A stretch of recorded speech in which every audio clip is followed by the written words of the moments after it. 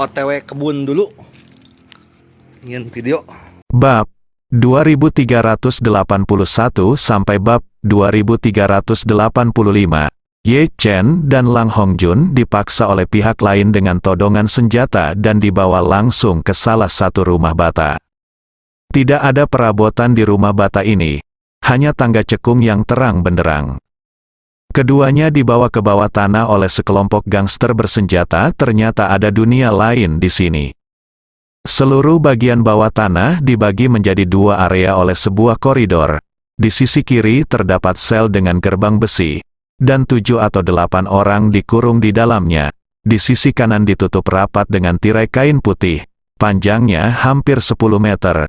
Tidak mungkin untuk melihat apa yang ada di balik tirai. Namun seluruh bagian bawah tanah dipenuhi bau disinfektan yang sangat menyengat bahkan sedikit mencekik. Selain itu juga terdengar suara ventilator dan monitor elektrokardiogram. Ye Chen segera menyadari bahwa ini seharusnya menjadi ruang operasi sederhana. Dan Ye Chen bisa merasakan bahwa di balik tirai putih, ada 2 pasien yang sangat lemah dan koma. Pada saat ini, seorang pria parubaya berkulit kuning, berusia sekitar 50 tahun, berjalan dari ujung lain koridor. Pria ini berjalan dengan cepat, berjalan melewati koridor dan mendatangi semua orang. Dia pertama kali melirik ke arah Lang Hongjun, dan kemudian memandang Ye Chen, yang berada di samping, bertanya kepada pemuda itu, "Aliang, apakah identitas orang ini sudah diverifikasi?" "Terverifikasi?"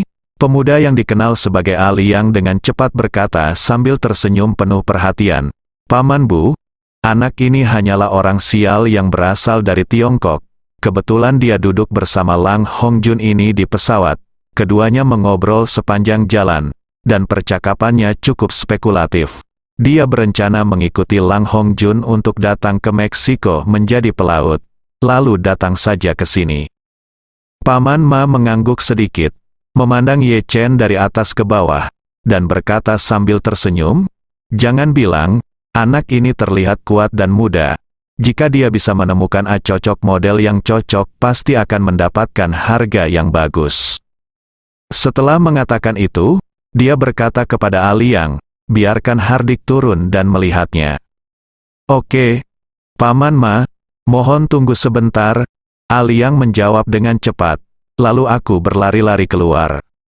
Ye Chen memandang Paman Ma saat ini dan bertanya dengan berpura-pura gugup, "Siapa kamu? Apa yang kamu lakukan dengan membawa kami ke sini?" Paman Ma menyeringai, menunjukkan gigi kuning besarnya, menatapnya seolah dia adalah mangsa. Melihat Ye Chen, dia berkata sambil tersenyum, "Saya mendengar nasihat, tidak perlu mengetahui beberapa hal terlalu dini. Mengetahui terlalu dini tidak akan berdampak lain pada Anda kecuali menambah masalah Anda. Anda di sini bersama aku. Kamu bisa tidur dan makan enak di sini, dan kamu akan tahu dalam beberapa hari apa sebenarnya yang akan kami lakukan padamu." Setelah mengatakan itu, dia melihat ke arah Lang Hongjun di sampingnya dan berkata sambil tersenyum, "Namamu apakah Lang Hongjun? Kan, mulai sekarang, aku akan memanggilmu Lang Hongjun. Kamu Xiao Lang, jadilah lebih ramah seperti ini." Lang Hongjun bertanya dengan gugup, "Kamu, siapa kamu?" Paman Ma berkata sambil tersenyum, "Nama keluarga saya adalah Ma, dan nama Cina saya adalah Ma Kui. Tempat di mana Anda berada sekarang, kebetulan berada di bawah kendali saya, jadi Anda juga berada di bawah kendali saya." Saat dia mengatakan itu, Aliang baru saja membawa punggung seorang India berkulit gelap yang memakai kacamata miopia dan jas putih. Dia tampak seperti seorang dokter.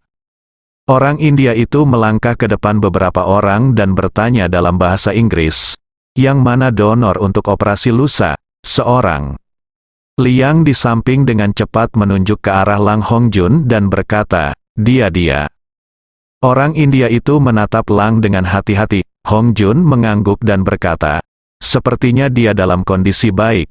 Dia harus makan makanan rendah gula, makan sedikit dan sering selama 2 hari ini, dan jangan memberinya obat apapun, Lang." Hongjun menjadi pucat karena ketakutan dan berseru, "Apa yang akan kamu lakukan? apakah kamu ingin memotong salah satu ginjalku? Aliyang terkekeh dan berkata dengan dingin, aku benar-benar ingin memotong salah satu ginjalmu ginjal, tapi sejauh ini saya belum menemukan pasien yang berhasil menandingi ginjal Anda. Jika tidak, Anda bisa mendapatkan 2 atau bahkan 3 sen untuk satu operasi. Ketika Lang Hongjun mendengar ini, dia menjadi semakin gugup dan bertanya dengan cepat, apa yang akan kamu lakukan?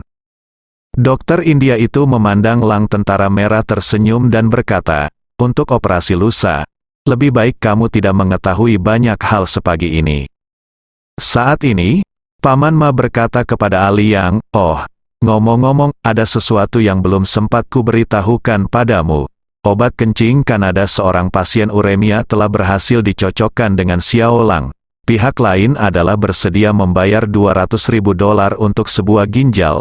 Harga yang saya tawarkan kepadanya adalah $600.000 untuk 2 ginjal. Bagi penderita uremia, ada kesempatan untuk transplantasi ginjal ganda. Tapi itu sangat jarang. Aliyang sangat gembira ketika mendengar ini, dan berseru, apakah dia setuju? Paman Ma berkata sambil tersenyum, saya bilang saya harus memikirkannya, tapi saya yakin dia akan melakukannya. Ya. Jika dia setuju, kami akan melakukan operasi bersama hari itu lusa. Dokter India Hardik berseru, Tuan Ma, saya menjalani 3 operasi lusa, dan saya harus kembali ke Amerika Serikat setelah operasi. Jika saya menambahkan transplantasi ginjal ganda, diperkirakan itu hampir tengah malam.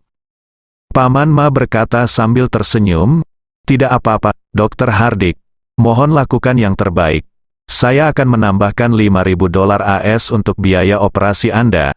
Setelah operasi selesai, saya akan meminta Aliyang untuk mengantarmu ke sana, bandara. Setelah mendengar ini, mata Hardik yang bulat dan bahkan sedikit melotot berputar beberapa kali. Lalu menggelengkan kepalanya dan berkata, karena Pak Ma berkata demikian, maka saya akan bekerja lebih keras dan menghasilkan lebih banyak. Lang Hongjun samar-samar sudah memahami apa yang dilakukan pihak lain. Dia tidak tahu apa yang ingin dilakukan pihak lain darinya lusa. Sekarang dia benar-benar mengatakan bahwa dia akan melakukan transplantasi ginjal ganda agar pertandingan berhasil. Jika dia benar-benar memotong kedua ginjalnya, bukankah dia akan mati? Memikirkan hal ini, dia dipenuhi rasa takut dan berkata, apakah kamu tidak takut ketahuan karena melakukan hal yang tidak bermoral seperti itu? Aliyang tertawa dan berkata, orang tidak bermoral macam apa kamu? Membunuhmu? Apakah Anda kehilangan hati nurani? Tahukah Anda bahwa jika Anda mati, Anda dapat menyelamatkan setidaknya 2 orang, dan mungkin 1 orang lagi dapat melihat cahaya lagi. Orang mengatakan bahwa menyelamatkan 1 nyawa lebih baik daripada membangun 7 nyawa. Pagoda tingkat, ayo bunuh 1, selamatkan 2. 2 dikurangi 1 sama dengan 1. Bukankah ini sama dengan menyelamatkan nyawa manusia dengan sia-sia? Pahalanya tidak terukur. Lepaskan aku. Lang Hongjun sangat ketakutan hingga seluruh tubuhnya gemetar dan berseru, apa yang akan kamu lakukan padaku? Aliyang memandang Paman Ma di samping dan bertanya, Paman Ma, bisakah kamu memberitahunya tentang ini? Paman Ma memandang Lang Hongjun saat ini waktu dan tersenyum kejam. Sejujurnya, ada seorang pasien jantung yang telah berhasil dicocokkan dengan jantung Anda akan datang ke Meksiko untuk operasi lusa untuk menggantikan jantung Anda. Jika klien Kanada juga mencapai kesepakatan, dia juga akan datang ke Meksiko lusa untuk mentransplantasikan kedua ginjal Anda. Selain itu, karena transplantasi kornea tidak memerlukan pencocokan, kami mungkin menemukan pasien lain yang membutuhkan transplantasi kornea mulai malam ini hingga besok. Lang Hongjun terjatuh ke tanah karena ketakutan, dan sesaat dia merasa seperti disambar petir, dan dia tidak tahu harus berbuat apa. Bagus, pada saat ini, Aliyang memandangnya, mengangkat alisnya dengan riang dan berkata, saudaraku, lihat apa yang saya katakan, kamu sangat berguna. Lang Hongjun langsung pingsan, dan dia berlutut di tanah dengan letupan, menangis. dan memohon. Dia berkata, "Saya mohon Anda membiarkan saya pergi. Saya seorang lelaki tua dan seorang lelaki muda, dan seluruh keluarga saya menunggu saya untuk mendukung saya. Jika Anda membunuh saya, ibu, istri, dan anak-anak saya akan melakukannya semuanya mati." Aliang tersenyum dan berkata, "Aku telah bersusah payah menipumu di sini. Bagaimana aku bisa membiarkanmu pergi?" Saat dia berkata, dia memalingkan wajahnya dan berkata kepada Ye Chen, "Oh, kamu juga menarik, bagaimana kamu mengatakan ini? Oh, ngomong-ngomong, jika kamu tidak mengambil jalan ke surga, tidak ada pintu ke neraka dan kamu mendobraknya. Kamu bilang kamu beruntung, tapi sungguh tidak ada orang lain. Hahaha, Ye Chen seperti ini saat ini." Tidak takut sama sekali, dia memandang Aliang dan bertanya dengan rasa ingin tahu, "Apa yang akan kamu lakukan denganku?" Aliang memandang Ye Chen dengan jijik saat ini dan berkata dengan tenang, "Jangan khawatir sekarang, saya akan meminta seseorang melakukan tes darah untuk Anda nanti, dan kemudian mengirimkan golongan darah Anda dan informasi relevan lainnya ke internet. Sekali pasien mengikuti jika Anda cocok, saya akan menegosiasikan harga dengan pihak lain. Setelah negosiasi, Anda tinggal menunggu untuk pergi ke meja operasi, dokter." India Hardik di samping berkata dengan cepat, "Sial, saya hampir lupa kalau ada 2 orang tergeletak di meja operasi."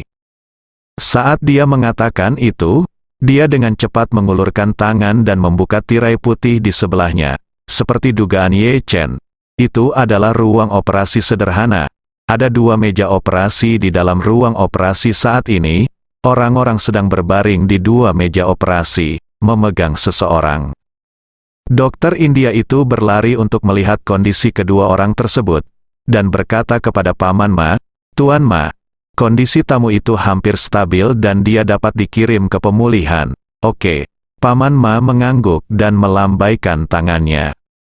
Beberapa orang Meksiko segera melangkah maju, memindahkan pria itu ke ranjang rumah sakit bergerak, dan membawanya keluar. Pada saat ini, Paman Ma melihat orang lain yang terbaring tak sadarkan diri di meja operasi, dan bertanya kepada dokter, bagaimana kondisi orang ini. Hardik melihatnya, menggelengkan kepalanya dan berkata, "Tidak bagus, terlalu lemah, saya kira saya tidak akan hidup selama beberapa hari." Setelah itu, dia bertanya kepada Paman Ma, "Apakah kamu sudah menemukan pembeli untuk bagian tubuhmu yang lain?" Paman Ma menggelengkan kepalanya dan berkata, "Belum pernah ada yang cocok." Setelah berbicara, Paman Ma berkata, "Tidak perlu abaikan dia. Biarkan dia tinggal di sini. Saya akan mengeluarkannya dan menguburkannya di tengah malam." Hardik berkata, "Kalau begitu saya akan mengabaikannya. Pekerjaan hari ini selesai, tidurlah." Paman Ma bertanya, "Ingat besok ada 2 operasi. Jangan bangun terlambat." Hardik mengangguk cepat, lalu menguap dan pergi. Aliang berteriak dari belakang, "Hei, Hardik, kita belum mengambil darah anak ini." Hardik berbalik dan berkata, "Ayo kita ambil lagi besok pagi.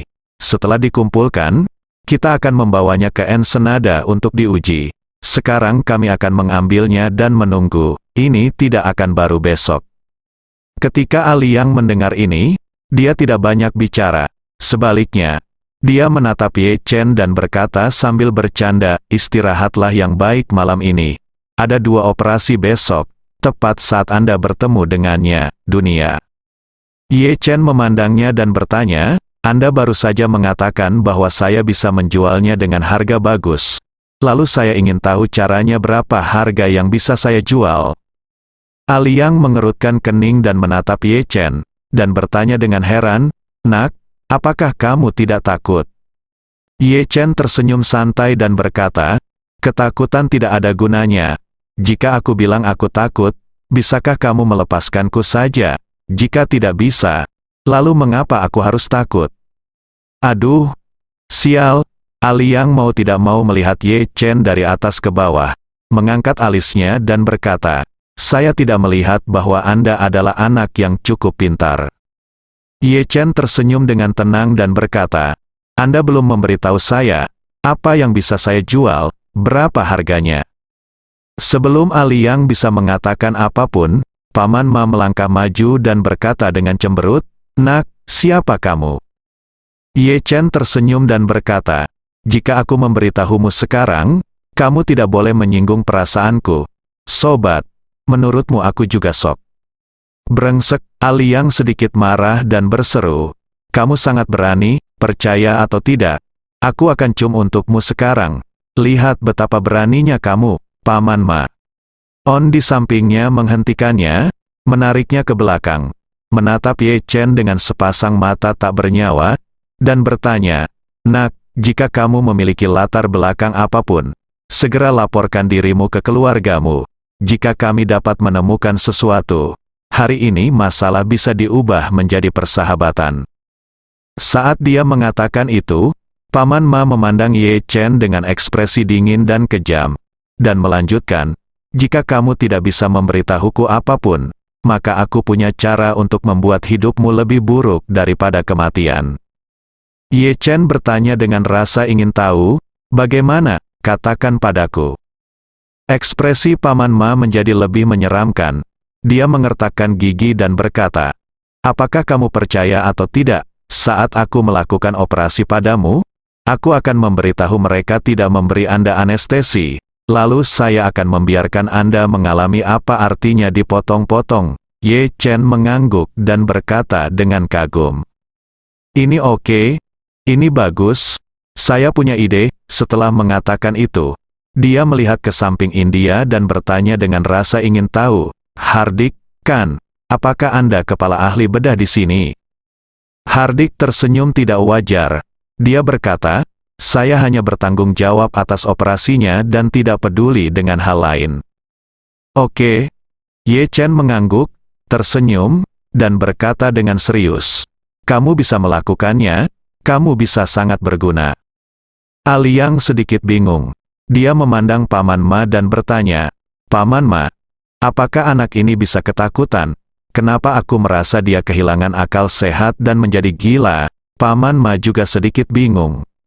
Demi kehati-hatian, dia melihat ke arah Aliang dan bertanya, "Apakah kamu memperhatikan ketika kamu datang ke sini? Apakah kamu diikuti oleh orang lain?" "Bagaimana mungkin?" Aliang berkata dengan sangat serius, "Kami mengawasi kalian. Semua jalan, melihat ke kaca spion. Tidak ada mobil yang mengikuti kita. Juga tidak ada mobil yang berperilaku tidak normal atau bertindak mencurigakan. Terlebih lagi, sebelum masuk, Dalao Mo sudah memastikan bahwa tidak ada kendaraan lain yang terlihat." Paman Ma mengetuk ringan. Dia mengangguk, lalu menatap Ye Chen dan bertanya dengan rasa ingin tahu, "Nak, aku benar-benar ingin tahu mengapa kamu tidak takut sama sekali. Apakah kamu tidak takut mati?" Ye Chen tersenyum dan berkata, "Takut mati?" Paman Ma bertanya dengan cemberut, berkata, "Takut mati? Mengapa kamu begitu sok?" Ye Chen berkata dengan ringan, "Aku takut mati, bukan kamu. Kamu tidak bisa membunuhku." Paman Ma tiba-tiba mengeluarkan pistol dari pinggangnya dan mengarahkannya ke Ye Chen, bertanya dengan suara dingin, "Katakan padaku, dari mana asalmu?" Ye Chen dengan sengaja mengubah aksen Hong Kong dan Taiwan dan berkata tanpa daya, "Hei, kamu benar-benar sebuah sepeda motor? Anda telah menanyakan pertanyaan yang sama berkali-kali kepada saya, semuanya." Saat ini, Aliang berkata kepada Paman Ma, "Paman Ma, mengapa kamu berbicara dengannya? Saya kira cucu ini ketakutan setengah mati. Dia sengaja ingin membuatmu marah sehingga kamu bisa menembaknya sampai mati. Bisakah? Jangan impulsif. Jika kamu impulsif, setidaknya $1 juta AS akan hilang dengan tembakan ini." Paman Ma mengangguk dan berkata dengan dingin, "Saya kira dia mengalami semacam reaksi stres karena ketakutan. Saya tidak peduli padanya. Anda mengunci mereka berdua dulu, dan memperketat keamanan malam ini. Jika ada masalah, segera laporkan kepada saya," kata A. Liang buru-buru, "Oke. Jangan khawatir, Paman Ma." Paman Ma mendengus, berbalik dan hendak pergi. "Ayo pergi. Ye Chen tiba-tiba mencibir dan berkata, "Saya pikir kalian sedang melakukan bisnis serius di Meksiko. Setelah itu melakukannya dalam waktu yang lama. Ternyata Anda melakukan semua hal kotor yang tidak dapat terungkap. Anda bahkan tidak dapat menghasilkan uang sebanyak itu. Hasilkan uang? Anda benar-benar tidak takut akan pembalasan datang segera." Paman Ma berbalik, menatap Ye Chen dengan ekspresi waspada, dan bertanya kepadanya, "Apa maksudmu?" Ye Chen tersenyum sedikit dan bertanya kepadanya, "Apa yang harus kamu lakukan baru-baru ini? Apakah kamu tidak menghubungi Mei Yuzhen?" Brengsek ketika Paman Ma dan Aliang mendengar ini, mereka berdua terkejut. Mereka berdua mengeluarkan senjata dan mengarahkannya ke Ye Chen. Aliang berseru dan bertanya, "Katakan, di mana kamu mendengar suara itu?" Kata Mei Yuzhen, "Apakah kamu seorang polisi?" Paman Ma secara intuitif merasa bahwa Ye Chen tidak mungkin menjadi polisi. Jadi dia menarik pelatuknya sedikit dan menatap Ye Chen dengan kejam. Bertanya dengan dingin, "Saudaraku, kami orang biasa tidak ceritakan rahasia. Kamu berada di jalur mana? Bagaimana kamu tahu Mei Yuzhen?" Mendengar pertanyaan pihak lain, Ye Chen tersenyum tipis dan berkata dengan tenang, "Saya tidak hanya mengenal Mei Yuzhen, saya juga makan malam bersamanya. Dia menggunakan nama samaran Chen Liping di Providence. Ada juga seseorang bernama Su Jiangxi bersamanya. Bermain berpasangan, kan?" Mendengar kata-kata Ye Chen, tidak hanya ekspresi Paman Ma yang ngeri, tetapi bahkan Lang Hongjun pun tercengang. Dia tidak tahu siapa Mei Yuzhen, tapi dia tahu Chen Liping. Chen Liping lah yang memberitahu ibunya bahwa para pelaut sedang direkrut di Meksiko dan bayarannya sangat bagus. Ibunya pernah sangat berterima kasih padanya, berpikir bahwa bantuannya menyelamatkan seluruh keluarga. Namun siapa sangka wanita ini begitu kejam hingga ingin mengukir hatinya dan menjualnya. Memikirkan hal ini, dia tidak bisa tidak bertanya kepada Ye Chen, "Saudaraku, kamu, bagaimana kamu tahu Chen Liping? Apakah kamu juga ditipu oleh Chen Liping?" Ye Chen tersenyum menghina dan berkata dengan ringan, "Kakak, dengan beban Chen Liping yang kecil itu, tidak mungkin dia bisa menipuku." Melihat tatapan menghina Ye Chen, Paman Ma merasa sedikit panik di dalam hatinya.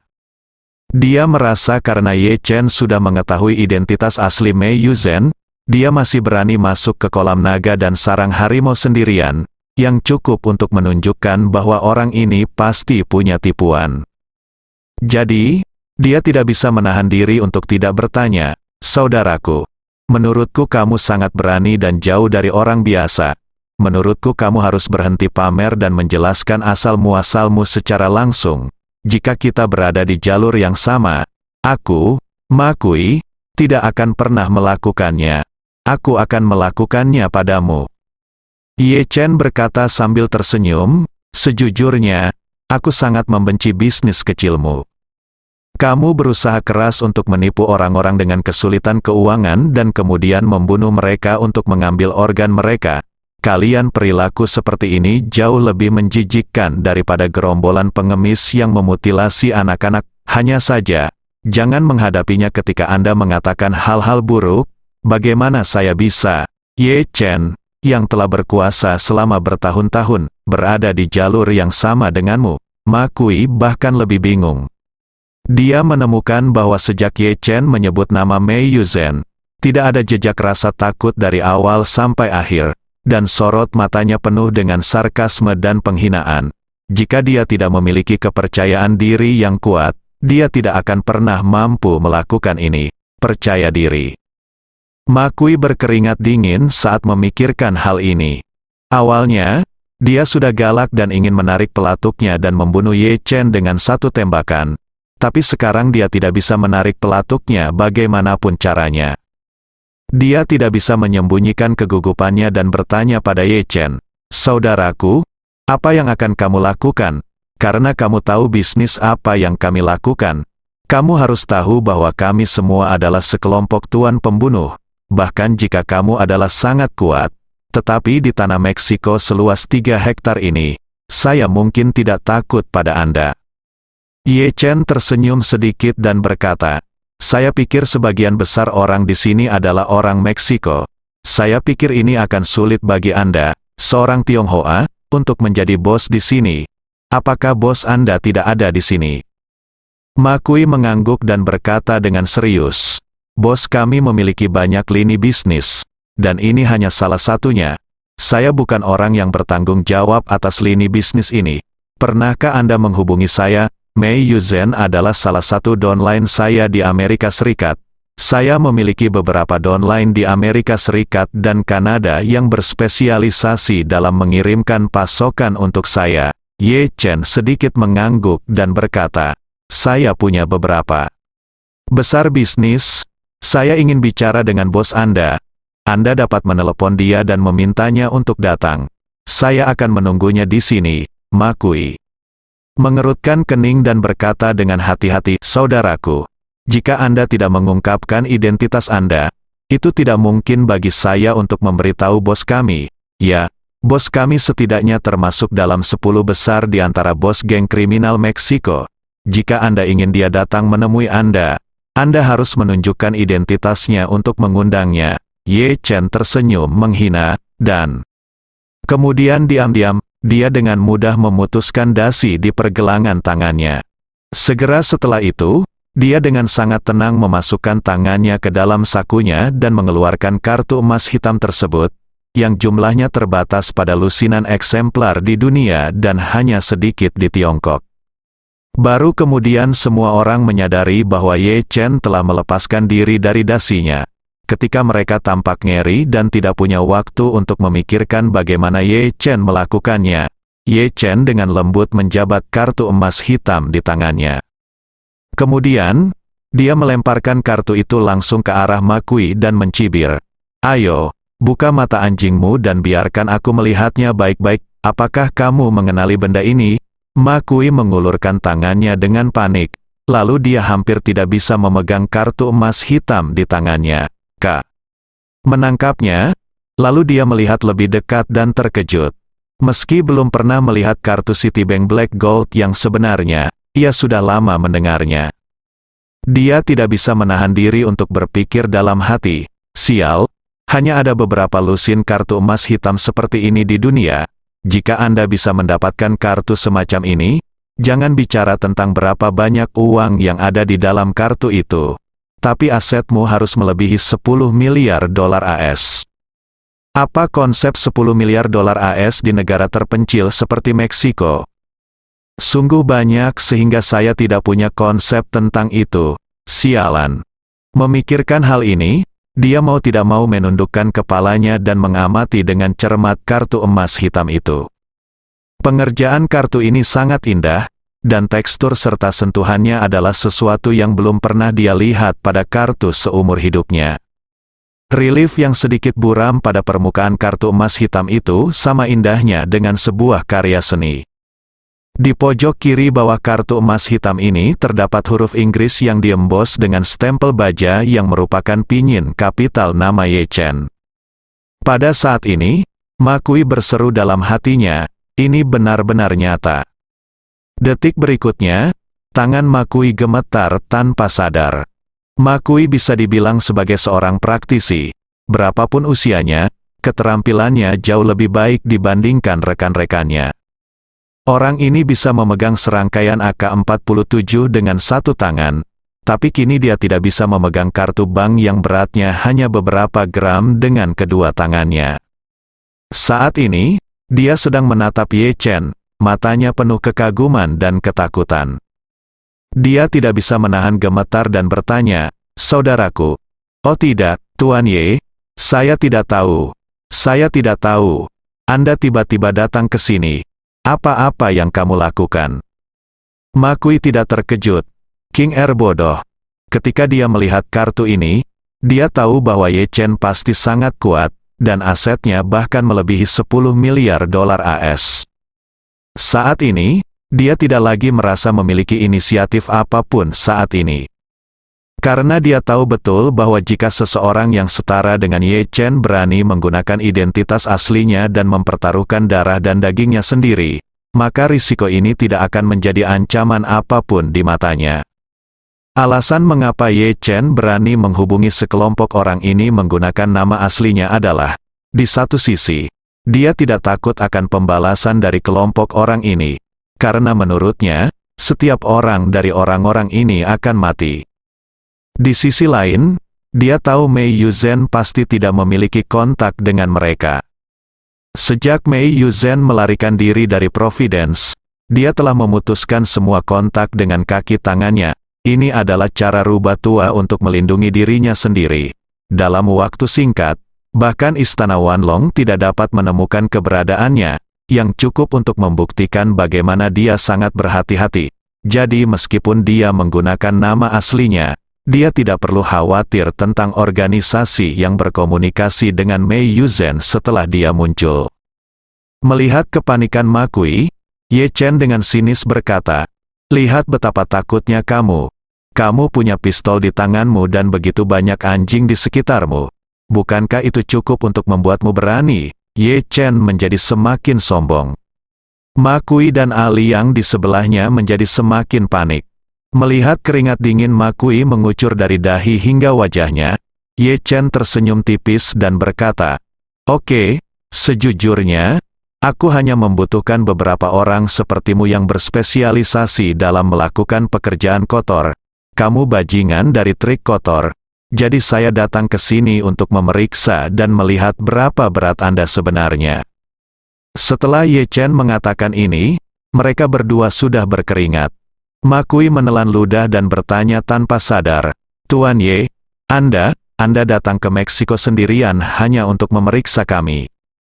Ye Chen balik bertanya, "Siapa yang memberitahumu bahwa saya akan sendirian?" Ketika keduanya mendengar ini, ekspresi mereka menjadi semakin gugup. Pada saat ini, Ye Chen menunjuk ke arah Lang Hongjun di samping dan berkata dengan tenang, "Bukankah kita dua bersaudara berkumpul?" Ma Kui terkejut, lalu dia berdiri di sana dan gemetar tak terkendali.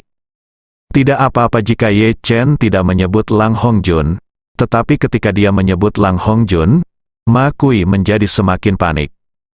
Karena dia telah memperoleh informasi Lang Hongjun, dia dapat menyimpulkan bahwa Lang Hongjun tidak mengetahui apa-apa. Namun, Ye Chen bisa ikut bersamanya dan menemuinya di pesawat. Hal ini membuktikan bahwa Ye Chen sudah mengetahui rencana mereka dan mengetahui bahwa mereka akan menyerang Lang Hongjun. Maka ia sengaja mendekati Lang Hongjun, datang ke sini bersama Lang Hongjun. Memikirkan hal ini, dia sangat ketakutan. Baru pada saat itulah dia mengerti mengapa orang lain selalu mengatakan bahwa pemburu kelas atas selalu muncul di mata mangsa sungguhan sebagai mangsa. Sepertinya saya mendapat banyak hal secara gratis, tetapi saya tidak menyangka semuanya berada di bawah kendali orang lain. Bahkan bisa dikatakan ini adalah hasil yang sangat diinginkan orang lain. Ini mengingatkannya pada metode penangkapan tawon di Afrika. Pertama-tama mereka akan mengambil sepotong daging untuk membuat tawon rakus mengira mereka telah menemukan mangsa dan kemudian mengambilnya. Tetapi mereka tidak tahu bahwa pemburu itu menggantungkan bulu tipis pada dirinya sendiri saat dia menggigit sepotong daging. Dengan cara ini, pemburu akan mengikuti bulu tersebut untuk menemukan sarang tawon dan membuangnya satu persatu.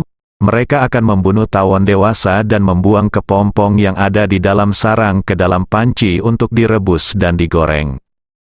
Singkatnya, begitu pemburu melacak sarangnya, itu berarti seluruh sarang akan terbalik. Dia tidak bisa tidak bertanya kepada Ye Chen, "Tuan Ye, apakah Anda ingin merekrut kami?" Ye Chen berkata dengan ringan, "Memasukkan atau tidak tergantung pada kekuatan dan ketulusan Anda. Jadi sebaiknya Anda memberikannya kepada atasan Anda. Teleponlah dan minta dia datang dan mewawancarai saya." Ma Kui berpikir sejenak dan berkata dengan hormat, "Tuan Ye, harap tunggu sebentar.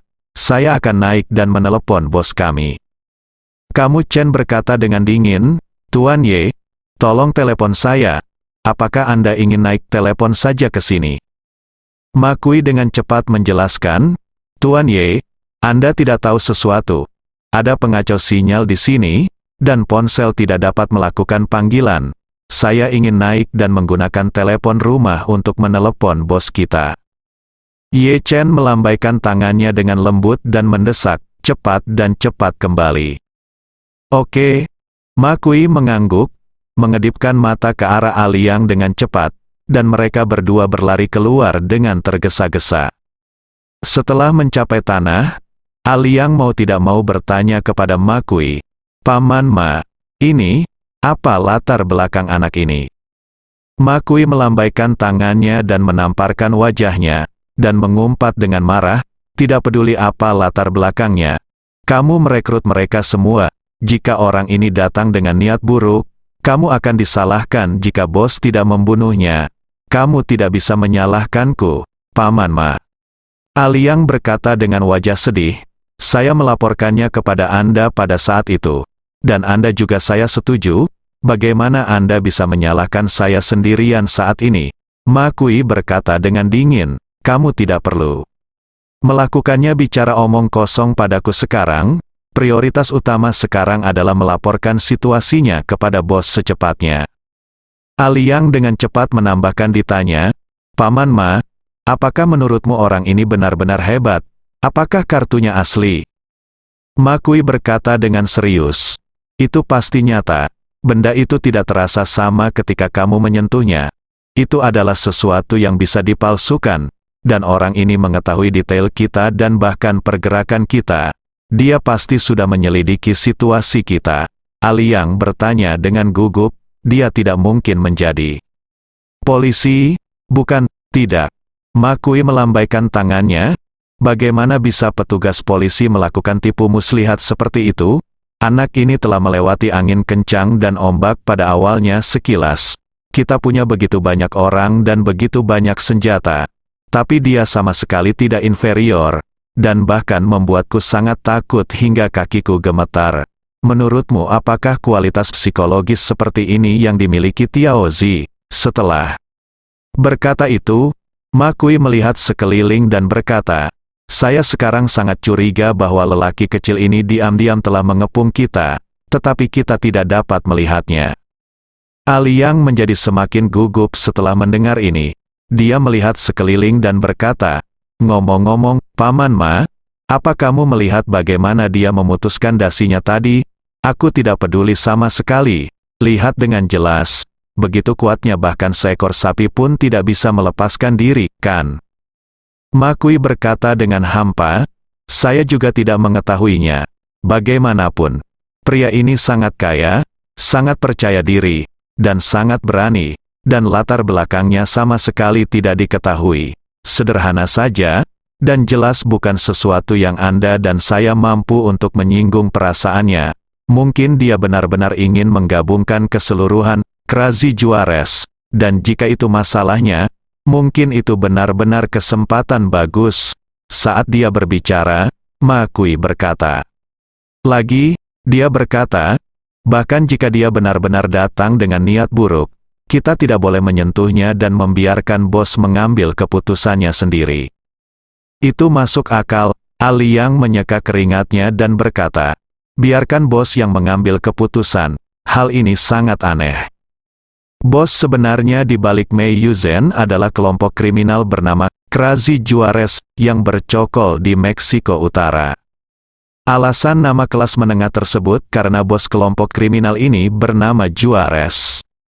Berbeda dengan karakter orang Tionghoa yang rendah hati dan pendiam, orang Barat sangat suka mencantumkan nama mereka pada perusahaan, baik yang sebesar pesawat Boeing maupun yang sekecil penyedot debu Dyson. Yang digunakan adalah nama pendirinya. Bahkan sebuah merek pakaian yang didirikan bersama oleh dua orang homoseksual harus mencantumkan nama mereka di dalamnya. Di Tiongkok, hal seperti ini jarang terjadi. Namun di Barat, hal ini terjadi hampir di mana-mana. Oleh karena itu, suatu kelompok kriminal pun harus menggunakan nama bosnya sebagai nama seluruh kelompoknya. Dan kelompok kriminal Meksiko bernama Krazi Juarez ini bahkan tidak masuk peringkat 5 besar dalam hal kekuasaan di Meksiko. Namun kejahatan yang mereka lakukan tidak kalah dengan kelompok kriminal lainnya di Meksiko. Demi mendapatkan uang sebanyak-banyaknya, kelompok ini melakukan hampir segala macam kejahatan. Pembuatan, penyelundupan, dan penjualan barang selundupan hanyalah salah satunya.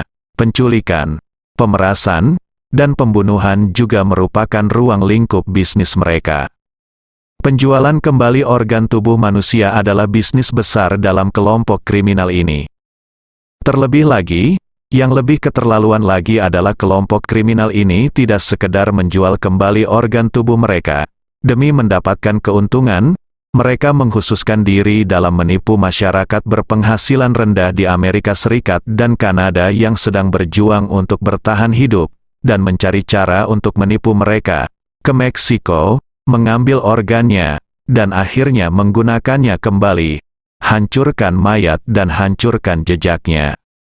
Karena terdapat terlalu banyak kelompok kriminal di Meksiko dan terlalu banyak pembunuhan, baik polisi setempat maupun polisi di Amerika Serikat dan Kanada tidak dapat berbuat apa-apa terhadap mereka.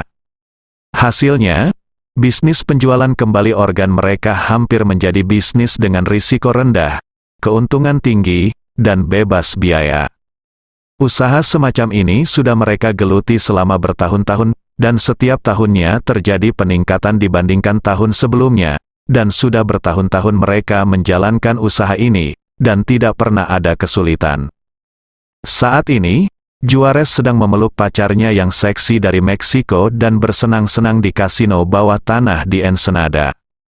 Dia beruntung malam ini, dia membunuh semua orang di kasino dan memenangkan total $200.000 AS. Saat dia sedang bersenang-senang, bawahannya Makui menelepon. Dia hendak membuka kartunya saat ini, dan melihat ponsel yang berdengung dan bergetar di meja judi. Mau tak mau dia merasa sedikit kesal. Jadi dia menjawab telepon dan bertanya dengan dingin, "Mengapa kamu menelepon sangat terlambat? Anda tidak tahu bahwa saya sedang berjudi?" Makui berkata dengan cepat, "Bos, sesuatu terjadi di ruang operasi," dan sebuah pukulan besar datang ke pintu. Nama lengkap Juarez adalah Rafael Corona Juarez. Kebetulan tempat kelahirannya adalah sebuah kota di perbatasan utara Meksiko, dan nama kota ini disebut juga Juarez.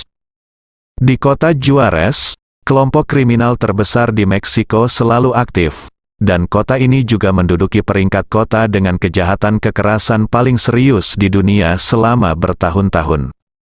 Mengatakan bahwa dia adalah Gotham versi asli adalah sebuah penghinaan bagi Gotham. Lagi pula selain penjahat super, Gotham juga memiliki pahlawan super, dan di sini, hanya ada penjahat super yang lebih ganas dari yang terakhir. Juarez dibesarkan di kota yang sama dengan namanya, di mana orang tuanya, meskipun bukan anggota kelompok kriminal, bekerja untuk mereka untuk menghidupi keluarga mereka. Ayahnya pernah mengemudikan truk untuk kelompok kriminal, terkadang membawa senjata, terkadang narkoba, dan terkadang mayat. Sebaliknya, ibunya telah bekerja di pabrik pembuatan obat-obatan milik kelompok kriminal, menimbang dan mengemasnya, bahkan telah memenangkan banyak kejuaraan dalam kompetisi keterampilan yang diselenggarakan oleh kelompok kriminal. Di bawah pengaruh tersebut, Juarez terobsesi dengan kejahatan kekerasan sejak ia masih kecil. Ketika dia berumur 12 tahun, seorang pemimpin kecil dari kelompok kriminal setempat memberinya pistol, sepeda dan uang tunai $50 AS. Jadi dia mengendarai sepedanya dan menembak seorang pria tak bersalah di jalan atas permintaan pihak lain. Anggota geng saingan berjaga-jaga. Meski hentakan pistolnya membuat pergelangan tangannya sakit selama beberapa hari, namun pada hari-hari itu ia begitu bersemangat hingga tidak bisa tidur karena adegan ledakan otak lawannya. Saat itu, Juarez menyadari bahwa dia mungkin cocok untuk ini. Dia telah menjadi anggota geng sejak itu. Setelah hampir 10 tahun terakumulasi, dia telah menjadi bos kecil yang terkenal di Juarez. Setelah bos Juarez dibunuh oleh geng saingannya, Juarez membawa anak buahnya dan melarikan diri dari kota dan memulai kembali karir barunya di Ensenada. Setelah lebih dari 10 tahun terakumulasi, kekuatan Juarez semakin kuat. Kini ia masuk dalam 10 besar kelompok kriminal di Meksiko. Namun di top 10 ini, prinsip 28/20 juga sepenuhnya tercermin. Kelompok kriminal peringkat pertama dan kedua memonopoli setidaknya 80% keuntungan. Oleh karena itu, bagi orang seperti Juarez, yang berada di posisi 10 terbawah, jarak antara dirinya dan peringkat pertama semakin besar. Kelompok kriminal terbesar di Meksiko memiliki keuntungan tahunan lebih dari 10 miliar dolar AS, tetapi Juarez telah menjalankan bisnisnya selama bertahun-tahun, dan kekayaan bersihnya hanya lebih dari 100 juta dolar AS. Ketika dia mendengar laporan McCuy bahwa seseorang datang ke ruang operasinya dengan membawa kartu emas hitam, seluruh tubuhnya gemetar. Ini adalah bos dengan kekayaan bersih lebih dari 10 miliar dolar AS. Apapun niatnya, Juarez harus gugup dan memperhatikan. Tepat ketika Juarez sedikit terganggu, dealer mendesak, "Tuan Juarez, giliran Anda untuk meminta kartu." Baru kemudian Juarez sadar kembali. Dia mengabaikan dealer dan berbicara ke telepon. McCuy di telepon ujung yang lain berkata, "Bu, saya akan bergegas sekarang. Anda harus menjamu Tuan Y dengan baik dan jangan mengabaikan tamu terhormat ini. Kalau tidak saya tidak akan bisa mengampuni Anda." McCuy di ujung yang lain dari telepon berkata dengan cepat, "Jangan khawatir bos, saya akan menjamu Tuan Y dengan baik." Sambil berkata, dia tidak lupa mengingatkan, "Bos, jangan lupa membawa saudara sebanyak-banyaknya ke sana, bersiaplah." Juarez bersenandung, tentu saja. Setelah mengatakan itu, dia menutup telepon, meletakkan kartu di atas meja, berdiri dengan tergesa-gesa, berbalik dan pergi. Pacarnya bertanya dengan heran, "Rafael, kamu mau kemana?" Juarez berkata, "Saya punya hal penting yang harus dilakukan. Anda dapat terus bermain di sini. Saya akan menyerahkan semua chipnya kepada Anda." Dia memanggil keempat pengawalnya dan berkata, "Carlos akan mengemudi." Dan Hector memanggil semua orang untuk memberitahu mereka agar segera menghentikan apa yang mereka lakukan dan pergi ke ruang operasi untuk berkumpul. Ingat, semua orang harus bersenjata lengkap. Bawahan bernama Hector bertanya dengan heran, "Bos, apa yang begitu serius sehingga semua saudara harus bergegas?"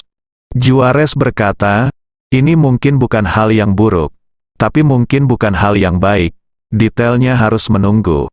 Kami tidak akan tahu sampai kita pergi ke sana. Tapi tidak peduli baik atau buruk, kita harus bersiap sepenuhnya." Dalam pandangan Juarez, jika Ye Chen memang merupakan peluang bagus baginya untuk menjadi terkenal, maka dia harus memanfaatkannya, tidak hanya membiarkan Ye Chen melihat ketulusannya, dan ingin Ye Chen melihat kekuatannya. Dan jika Ye Chen datang ke sini dengan niat buruk, dia bisa menghindari bahaya sebanyak mungkin dengan membawa saudara-saudaranya bersamanya.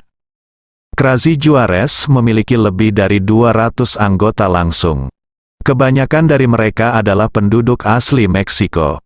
Di Meksiko, prevalensi senjata api tidak kalah dengan di Amerika Serikat, terutama di kalangan kelompok kriminal.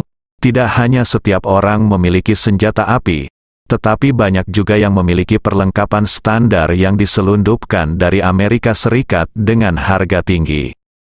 Oleh karena itu, efektivitas tempur anggota Crazy Juarez tidak kalah dengan TNI dan Polri. Setelah mereka menerima perintah dari bos mereka, mereka semua mengambil peralatan mereka dan segera menuju ke desa kecil tempat ruang operasi berada. Juarez yang sudah bertahun-tahun berjuang di jalanan selalu mewajibkan seluruh anggota Crazy Juarez harus bisa mengemudi dan memiliki mobil sendiri. Alasannya adalah untuk meningkatkan mobilitas seluruh kelompok. Dalam pandangan Juarez, hal ini sama pentingnya dengan motorisasi tentara modern. Selain itu, ia juga mewajibkan seluruh anggotanya memasang stasiun radio di mobilnya. Pada saat yang sama, untuk menjamin kelancaran komunikasi radio, ia mendirikan beberapa stasiun relay radio dalam radius 100 km di Ensenada untuk meningkatkan jangkauan radio, komunikasi, jangkauan dan kualitas komunikasi. Saat ini, dia sedang duduk di dalam mobil anti pelurunya, memegang mikrofon tangan radio mobil, dan memerintahkan, semuanya, harap diperhatikan, dari manapun Anda memulai, jangan memasuki desa tempat ruang operasi berada tanpa izin. Pertama, kedua tim ketiga akan berkumpul di pintu masuk timur desa. Tim keempat, kelima dan keenam akan berkumpul di pintu masuk barat desa. Setelah semua orang berkumpul, mereka akan mendengarkan perintah saya dan menggunakan penjepit seperti ofensif untuk menyelesaikan pengepungan ruang operasi. Setiap pemimpin tim akan segera menerima pesan tersebut. Balasan. Segera, beberapa suara datang dari interkom. Tim 1 menerimanya. Tim 2 menerimanya. Tim 3 menerimanya. Setelah ke-6 pemimpin regu mengkonfirmasi perintah tersebut, Juarez He melanjutkan. Setelah Anda memasuki radius 3 mil dari ruang operasi, Anda harus memperhatikan lingkungan sekitar. Jika Anda menemukan orang yang mencurigakan bersembunyi, laporkan kepada saya sesegera mungkin. Juarez telah mengalami berbagai baku tembak, kaya akan pengalaman tempur. Menurutnya, tidak peduli apakah lawan mengerahkan pasukan secara diam-diam atau tidak, serangan menjepit adalah cara terbaik untuk memastikan efektivitas pertempuran. Jika musuh berada di tengah, serangan penjepit dapat mengepung musuh dengan baik. Jika musuh berada di pinggiran, setelah kedua kekuatan bergabung dalam serangan penjepit, mereka dapat mengandalkan titik tengah untuk bertahan melawan musuh dari luar. Jika berhadapan dengan kelompok kriminal biasa, cara Juarez sangat efisien. Namun dia tidak pernah menyangka bahwa yang akan dia hadapi tidak lain adalah Raja Tentara Bayaran, Istana Wanlong. Menurut taktik Ye Chen yang direncanakan sebelumnya, semua anggota Istana Wanlong tersebar dan disembunyikan 1 atau 2 kilometer dari desa, menunggu lawan menyelesaikan perakitan, kemudian memperketat pengepungan dan mengantongi semua lawan. Selain itu, anggota Istana Wanlong ini semuanya adalah ahli seni bela diri, dan kekuatan mereka jauh lebih kuat daripada tentara bayaran biasa. Oleh karena itu, ketika mereka bersembunyi, para anggota Krazi Juarez ini tidak akan menyadari adanya kelainan bahkan jika mereka melewatinya, bersambung.